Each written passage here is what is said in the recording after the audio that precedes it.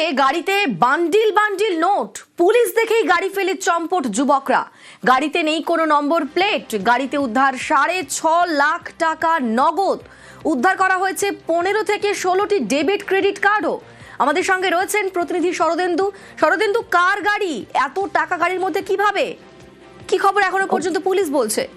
দেখো, পুলিশ রাতে যেমন সাধারণ টহল দেয় তেমনই টহল দিচ্ছিল এবং 19 নম্বর জাতীয় সড়কে পালসি টোল প্লাজার কাছে হঠাৎই পুলিশ দেখতে পায় যে একটা গাড়ি দাঁড়িয়ে যায় এবং কয়েকজন ছুটে পালিয়ে যায়, অন্ধকারের মধ্যে লুকিয়ে যায়। এবং তখনই পুলিশের সন্দেহ হয় এবং ওই পুলিশ একটি থর গাড়ি, সেই গাড়ি থেকে তল্লাশি চালায় এবং সেখানেই 15-16টি ডেবিট কার্ড, ক্রেডিট কার্ড এবং ওই যে প্রচুর পরিমাণ 6.5 লাখ টাকার বান্ডিল, ল্যাপটপ, মোবাইল এসব পাওয়া যায়।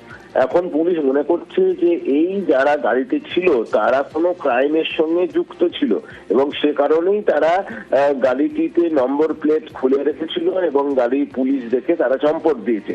এখন কোথায় কোন ধরনের ক্রাইমের সঙ্গে এরা যুক্ত ছিল সেসব ব্যাপারে বিস্তারিত তদন্ত শুরু করেছে পুলিশ। পাশাপাশি যেসব যাত্রীরা ওই গাড়িতে ছিল তারা কোথায় চম্পট দিল এবং তাদেরও হদিশ পেতে আশপাশ থানাকেও সতর্ক করা হয়েছে জেলা পুলিশের তরফ থেকে। সব মিলিয়ে ঘটনার বিস্তারিত তদন্ত শুরু হয়েছে।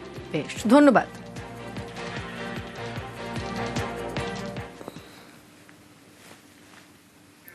জলপাইগুড়িতে গ্রেফতার 2 মাদক কারবারি। রাতে করলা নদীর ধারে পুলিশের